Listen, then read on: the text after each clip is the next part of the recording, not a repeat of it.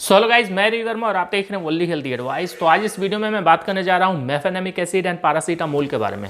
Mefenamic acid and paracetamol काफ़ी common medicine है। ये आपको सभी मेडिकल स्टोर पर काफ़ी आसानी पूर्वक उपलब्ध होगी, लेकिन इसके डोजेस के बारे में जानना काफ़ी इंपॉर्टेंट होगा। अगर आप मेफेनेमिक एसिड एंड पैरासीटामोल का इस्तेमाल कर रहे हैं तो इसका इस्तेमाल कितने दिनों तक करने की आवश्यकता होती है, इसके डोजेस क्या हो सकते हैं, अगर किसी व्यक्ति में इसका डोज ज़्यादा दिया गया तो क्या परिस्थिति उत्पन्न हो सकती है, इसका इस्तेमाल किन परिस्थितियों में की जाती है, यानी इसका इस्तेमाल किन बीमारियों में करने की आवश्यकता होती है। अगर आप किसी बीमारी से ग्रसित हैं तो किस बीमारी में इसका इस्तेमाल नहीं करने की आवश्यकता होती है, इसके कुछ इंट्रैक्शन के बारे में। तो आइए जानते हैं इस वीडियो में मेफेनेमिक एसिड एंड पैरासीटामोल के बारे में। वीडियो लाइक करें, शेयर जरूर करें ताकि ये इन्फॉर्मेशन दूसरे लोगों तक पहुंच सके।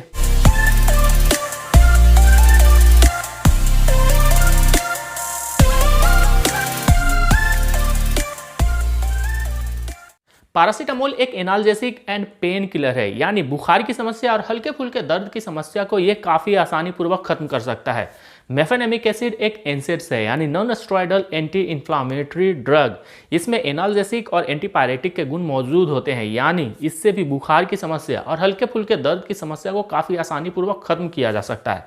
तो अब जानते हैं पैरासीटामोल और मेफेनेमिक एसिड के कॉम्बिनेशन को किन बीमारियों में इस्तेमाल करने की आवश्यकता होती है। तो माइल्ड टू मॉडरेट पेन में इसका इस्तेमाल काफ़ी बेहतर देखा गया है, यानी हल्के फुल्के से लेकर थोड़ी तीव्र किस्म के जो दर्द होते हैं उसमें इसका इस्तेमाल किया जाता है। जैसे जॉइंट पेन, जोड़ों में अगर आपको दर्द है तो वहाँ पे मेफेनेमिक एसिड और पैरासीटामोल के कॉम्बिनेशन का इस्तेमाल काफ़ी बेहतर तरीके से किया जाता है। चाहे वो अर्थराइटिस की समस्या हो या तो फिर रूमेटॉइड अर्थराइटिस की समस्या हो, दोनों ही तरीके में पेन की समस्या काफ़ी ज़्यादा होती है और काफ़ी कम भी कभी कभी देखी गई है। तो दोनों ही परिस्थितियों में मेफेनेमिक एसिड एंड पैरासीटामोल का इस्तेमाल किया जाता है। चाहे वो सर दर्द की समस्या हो, मसल्स दर्द की समस्या हो, बोन पेन की समस्या हो यानी हड्डियों में दर्द हो, या तो फिर त्वचा में किसी भी प्रकार का दर्द उत्पन्न हो रहा हो, तो वहाँ पे भी इन दोनों कॉम्बिनेशन का इस्तेमाल काफ़ी बेहतर किया जाता है। लेकिन बुखार में इसका इस्तेमाल काफ़ी ज़्यादा किया जाता है। अगर आपको बुखार की समस्या काफ़ी तेज है तो उस सिचुएशन में इसका इस्तेमाल काफ़ी बेहतर माना जाता है। यानी बुखार की समस्या और माइल्ड टू मॉडरेट पेन की समस्या में ये काफ़ी बेहतर रोल प्ले करता है। अगर पेट दर्द की समस्या को छोड़ दिया जाए तो सभी तरह के दर्द को ये कम करने में काफ़ी अहम रोल प्ले करता है।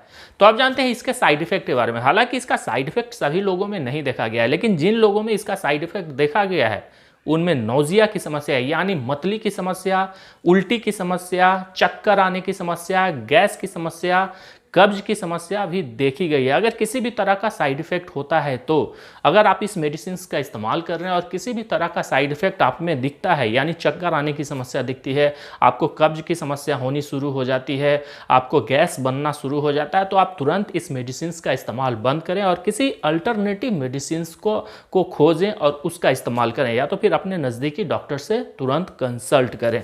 तो अब जानते हैं इसके डोजेस के बारे में। ये काफ़ी इंपॉर्टेंट होगा कि इसके डोजेस क्या हो सकते हैं, क्योंकि अगर आप इसका इस्तेमाल रेगुलर वे में कर रहे हैं और ज़्यादा दिनों तक कर रहे हैं तो आज ही इसका इस्तेमाल बंद कर दें, क्योंकि इसका इस्तेमाल मैक्सिमम 7 दिनों तक करने की आवश्यकता होती है। अगर आप 7 दिनों तक इसका इस्तेमाल कर लेते हैं और फिर भी आपको जो पेन की समस्या हो रही है या तो फिर फीवर की समस्या हो रही है वो ठीक नहीं हो पाती है, तो आप तुरंत अपने नज़दीकी डॉक्टर से कंसल्ट करें, या तो फिर इसका इस्तेमाल किसी भी नज़दीकी डॉक्टर से के कंसल्ट के बगैर इसका इस्तेमाल ना करें तो बेहतर होगा, क्योंकि इसके जो साइड इफ़ेक्ट हैं वो कभी कभी सीवियर भी देखे गए हैं। तो इसके जो डोजेज हैं वो 10 mg टू 15 mg पर केजी पर डे का है, यानी एक दिनों में 10 mg से 15 mg पर केजी पर डे TDS आप इस्तेमाल कर सकते हैं, यानी एक दिनों में 3 बार TDS आपको इस्तेमाल किया जा सकता है। तो आप जानते हैं मेफेनेमिक एसिड एंड पैरासीटामोल के कॉम्बिनेशन को किन बीमारियों में इस्तेमाल नहीं करने की सलाह दी जाती है। तो mostly mefenamic acid and paracetamol heart attack and stroke की समस्या को प्रभावित करता है। तो अगर आप हाल फिलहाल में ही बाईपास सर्जरी करवाएं हैं या तो फिर आपको बाईपास सर्जरी हुई है तब इस कॉम्बिनेशन का इस्तेमाल ना करें तो बेहतर होगा। या तो फिर आपको हार्ट की प्रॉब्लम है, हार्ट से रिलेटेड किसी भी तरह की इलनेस है, तब भी पैरासीटामोल एंड मेफेनेमिक एसिड का कॉम्बिनेशन का इस्तेमाल ना करें तो बेहतर होगा। मेफेनेमिक एसिड एंड पैरासीटामोल के जो कॉम्बिनेशन है वो स्टोमक ब्लीडिंग और इंटेस्टाइनल ब्लीडिंग को भी प्रभावित करती है, तो अल्सरेटिव कोलाइटिस में भी इसका इस्तेमाल नहीं करने की सलाह दी जाती है और इन्फ्लामेटरी बाउल सिंड्रोम में भी इसका इस्तेमाल नहीं करने की सलाह दी जाती है। अगर आप लीवर डिजीज से परेशान है या तो फिर किडनी डिजीज से परेशान है, तब भी आपको इस मेडिसिन का, इस कॉम्बिनेशन का इस्तेमाल नहीं करने की सलाह दी जाएगी। अगर आप अस्थमा की समस्या से परेशान है, तब भी पैरासीटामोल और मेफेनेमिक एसिड का इस्तेमाल न करें तो बेहतर होगा। प्रेगनेंसी में भी इस कॉम्बिनेशन का इस्तेमाल नहीं करने की सलाह दी जाती है। तो ये कुछ ऐसी बीमारियां हैं जिसमें मेफेनेमिक एसिड एंड पैरासीटामोल का इस्तेमाल नहीं करने की सलाह दी जाती है, क्योंकि अगर आप उस सिचुएशन में इस कॉम्बिनेशन का इस्तेमाल करते हैं तो हो सकता है वो सिचुएशन और भी क्रिटिकल हो जाए।